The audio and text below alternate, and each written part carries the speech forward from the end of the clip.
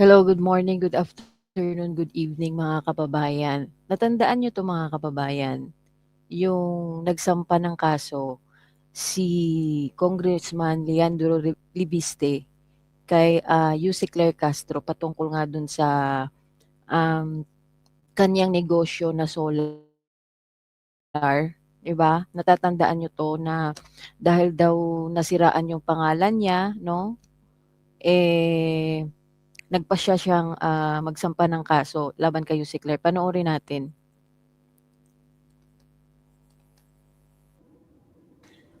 Tanghali po sa inyong lahat. Unang-una, nais ko pong pasalamatan ang Bayan ng Balayan sa pag-host sa atin ngayong araw na ito. At tayo po ay kakagaling lamang sa Regional Trial Court ng Balayan para magsampa ng kaso laban kay Yusek Claire Castro dahil sa kanyang pagpapakalat ng fake news. Tayo po ay nagsampa sa tulong po ni Attorney Topacio ng kaso kay Claire Castro for libel on her libelous statements tungkol sa aking solar power business. Uulitin ko lang po, nagsampa po ako ng libel case kay Yusek Claire Castro para sa 110 million pesos in damages plus attorney's fees. Ito po ay civil case at hindi criminal case dahil hindi ko naman po nais na masaktan si Yusek Claire Castro. Nais ko lang pong depensahan ang pangalan ko dahil sa kanyang pagpapakalat ng fake news tungkol sa akin. Nais ko din pong linawin na hindi po natin kalaban ang administrasyon at si Yusek Claire Castro lang po ang ating kinasuhan. Pero ayon po sa advice ng ating lawyer, si Attorney Topacio, si Yusek Claire Castro ay pwedeng kasuhan din ng cyber libel o criminal case. Pero dahil ayaw natin masaktan si Yusek Claire Castro, 110 million pesos in damages na lang po ang sinampahan po natin sa kanya at ayaw natin siyang makulong pa. At pag-aaralan natin po ang ating mga susunod na mga hakbang pa sa kanya at sa ibang mga nagpapakalat ng fake news tungkol sa iba't ibang mga issue na nakikita naman po ng taong bayan ay nagpapalihis lang ng usapan mula sa tunay na issue ng korupsyon sa DPWH dahil si Yusek Claire Castro po kasi ay nagsimula ng kanyang mga vlog episodes tungkol sa akin, baka mga 15 na po ang kanyang mga episodes tungkol sa akin, tungkol sa kung ano-anong mga issue. Nung una, tungkol sa Cabral Files, tapos yung prangkisa na sinabi niyang binenta ko na hindi ko naman binenta, tapos yung ibang mga kontrata sa DOE na hindi naman po sa akin, at kagabi nga po, hindi lang isa, dalawa ang kanyang episodes sa kanyang vlog tungkol sa akin. In fact, in some ways, nakakatuwa na she cares so much about me na ang dami na niya pong content tungkol sa akin. Pero sana naman po, purihin niya ako, wag niya akong i-criticize dahil lahat naman po tayo ay para sa good governance at laban sa korupsyon. Sana, katulad ng mga iba na kakampi din natin laban sa korupsyon, magtulungan na lang po tayo para ma-achieve ang mga layunin ng administrasyon na wakasan ng korupsyon sa DPWH. So ito yung sinabi ni Kong Leandro, mga kababayan, dapat purihin siya kasi nga syempre yung kumpanya niya, malaki yung tulong dun sa gobyerno dahil nga sa problema diyan, 'di ba, sa kuryente.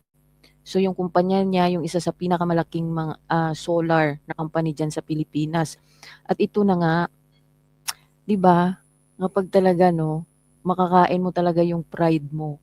Kasi nga yung kumpanya, isa sa mga kumpanya ni Kong Diviste na napatayo niyang solar diyan sa Nueva Ecija, na binenta niya sa Meralco, iyan ngayon yung good news ni Yuse Claire Castro. Imaginin mo yun, 'di ba? Yung sinisiraan nila na sinabi na yung may prangkisa daw na tawag dito, yung may prangkisa daw ibinenta, marami pala itong mga kumpanya na mga solar. So puntahan natin itong naging press briefing niya noong nakaraang araw. 'Di ba? Ito.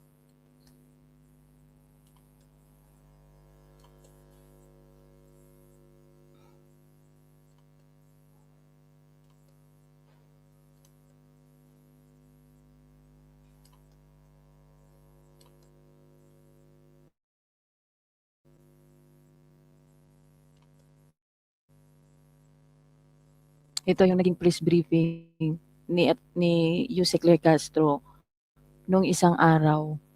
Kasi nga pinagyabang nila yung kumpanya ni Kong Liviste, no? Na sinisiraan nila at ngayon may kaso nga din sa Department of Energy. Pero yung isa sa mga kumpanya ni Kong Lian na ito na mapapakinabangan no ng gobyerno at mamamayang Pilipino, libo-libo ang makikinabang sa ipinatayong kumpanya ni Kong Lian.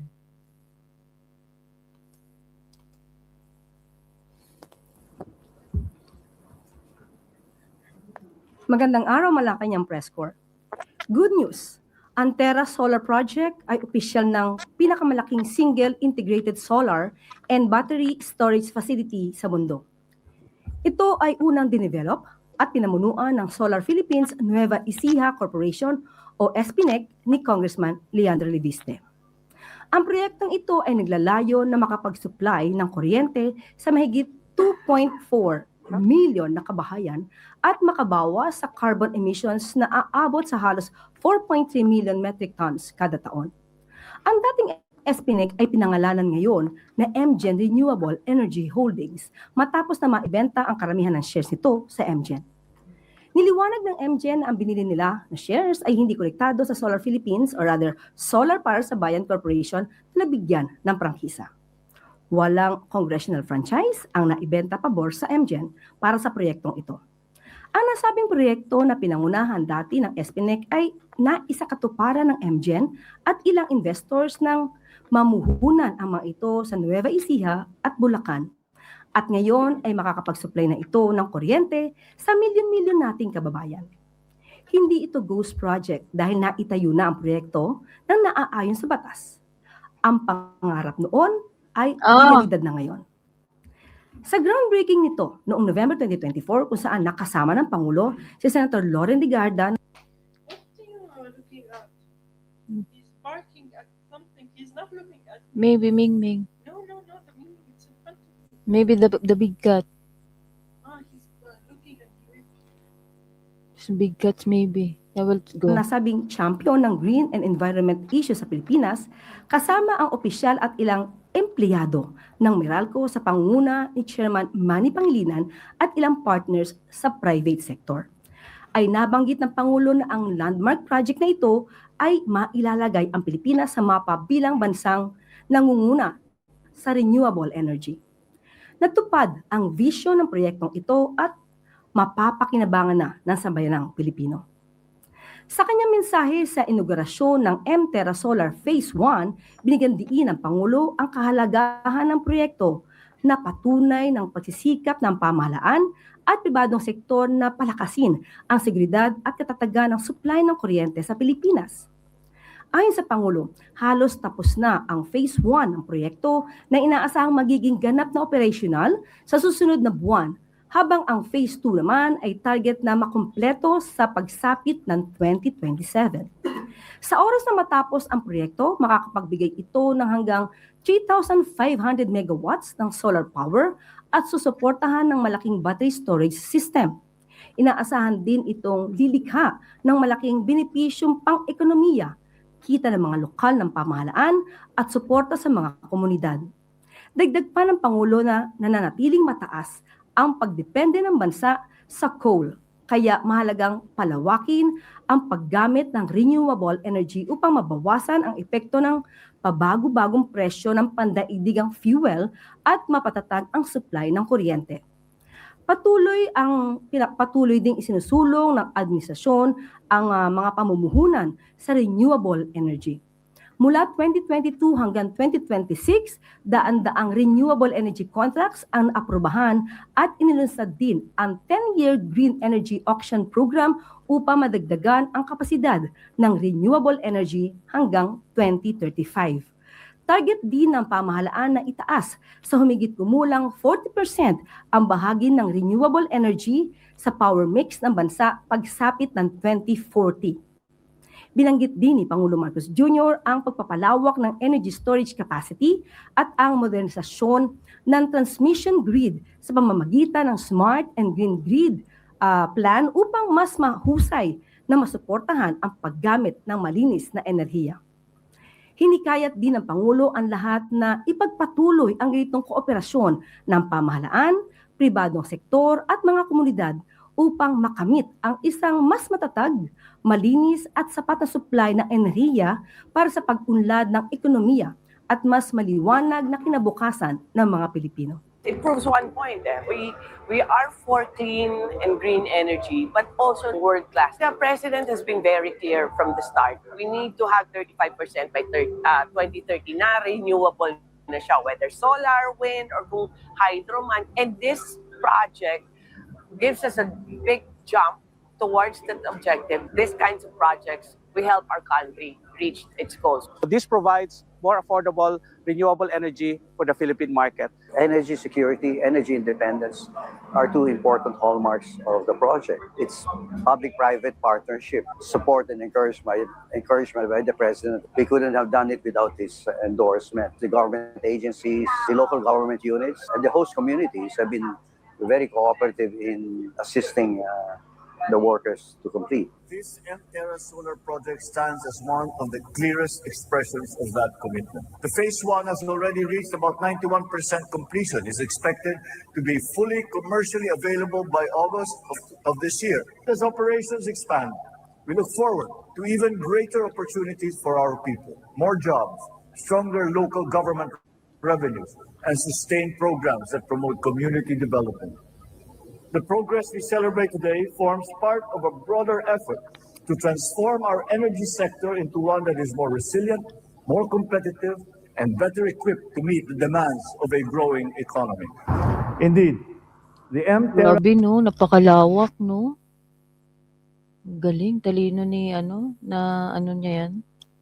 Nagawa niya tong kumpanya na to. solar project is proof that the Philippines is capable not only of envisioning world-class infrastructure, but also delivering it. These capabilities will help strengthen the stability of our power system while expanding the role of clean energy in our power generation mix. Equally importantly, its impact will be felt in the daily lives of our people. Once again, congratulations to everyone who was involved in this grand project. At maaari na po akong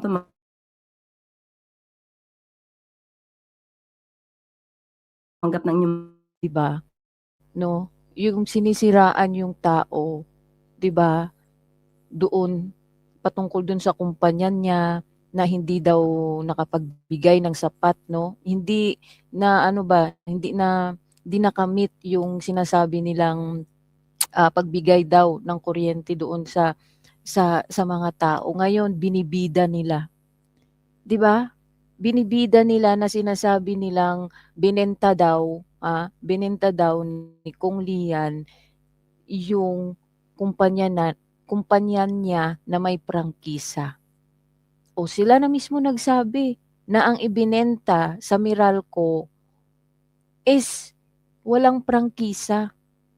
Ang pangalan ng may prangkisa is yung solar.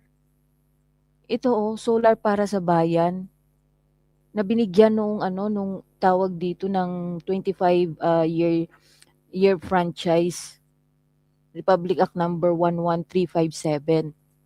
Tapos itong binenta ni Kong Lian doon sa Meralco, isang pangalan is Spinic, pangalan SP New Energy Corporation. 'Di ba? So ang laki ng tulong ng kumpanya ni Kong Lian. Tapos makikita mo no nung nakaraang taon sinisiraan nila yung tao. Lunok pride, 'di ba?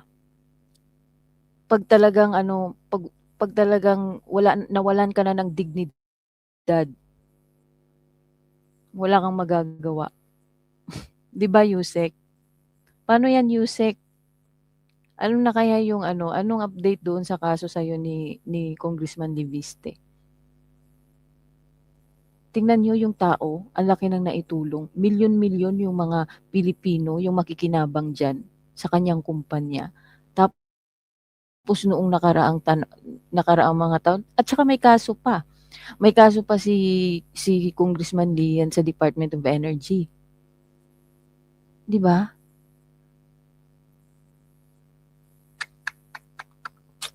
So congratulations kay Bongbong Marcos. Siyempre sabi naman ni Kong Lian hindi siya kalaban ng administrasyon, kalaban niya yung korupsyon.